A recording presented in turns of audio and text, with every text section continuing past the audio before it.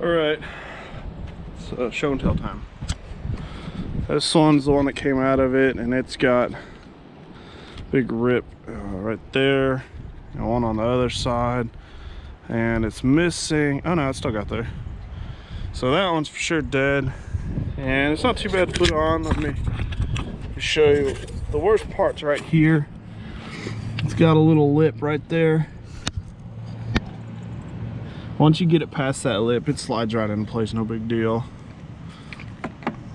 So just beat it on. So we'll put this side back together and we'll go do the other side. Pretty simple, nothing too hard or challenging. Honestly, if you can't figure out how to do these, you probably shouldn't be working on your machine.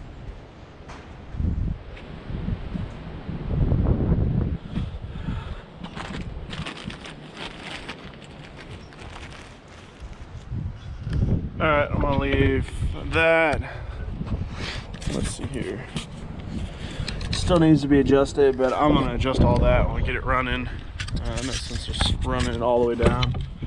And now we start on this side. And after we're done with this, we will degrease it. Let's see if we can get a little closer. Kind of hard to see, everything's yellow.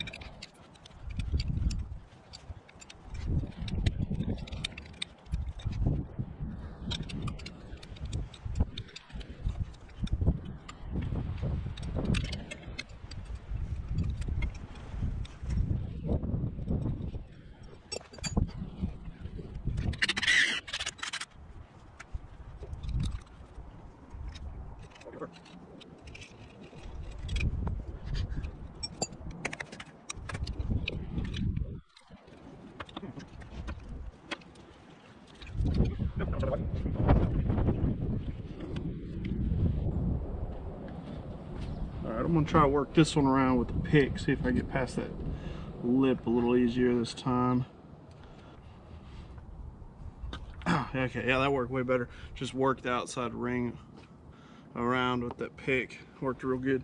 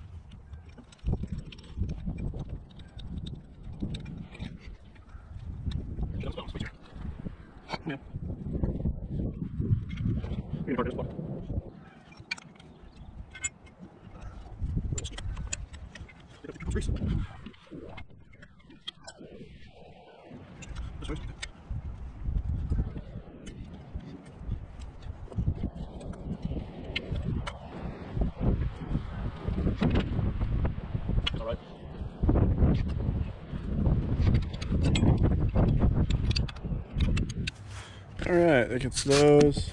You can see a little better. There is, come on.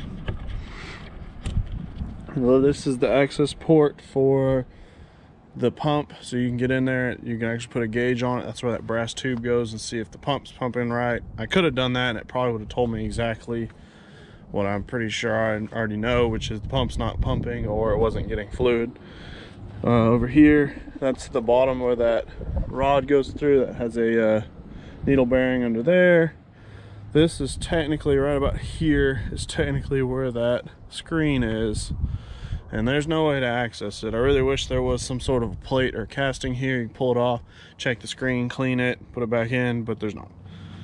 Oil or transmission fluid, which is the same hydraulic fluid. This whole tractor initially took the regular hydraulic fluid for the whole thing. Supposedly even the motor. I'm putting good synthetic diesel on there. I'm sure that'll bite me in the ass, but we'll see. Differential fluid, which is, surprise, surprise, more hydraulic fluid. All right, I'm gonna snug this case down. It's been about an hour. This stuff should be fairly solid, so I'm gonna snug it down. And then I'm gonna let it sit overnight before I power wash it. I really wanted to power wash it tonight, but I don't want to blow this silicone through and make a leak, so. Actually, hey, let's get you guys where you can see.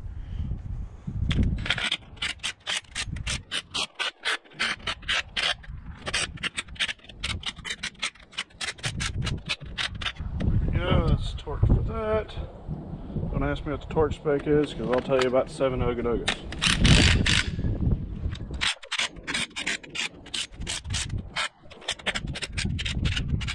Or go till you hear it crack and then back a quarter turn. Okay, that's all I got today. I'll bring you guys back tomorrow when I pressure wash it. Shit, I'll probably take the shift knob off. Let's see if I can get that off right now.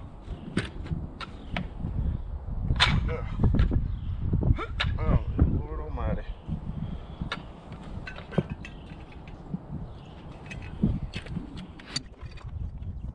Oh, shit.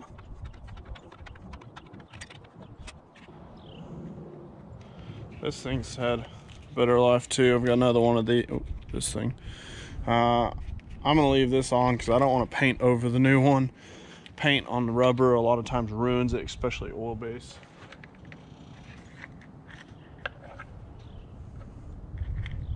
And I'm gonna leave that on while I power wash it, help keep some of the water out of there.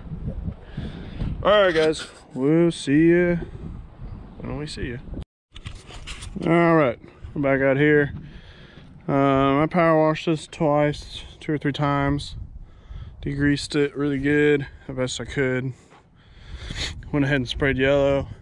Probably should have set y'all up for all this, but whatever, go get over it. I got it all on the rubbers. I don't care. Realistically, I think that tire's over 20 years old. That tire's 15 years old, thereabouts.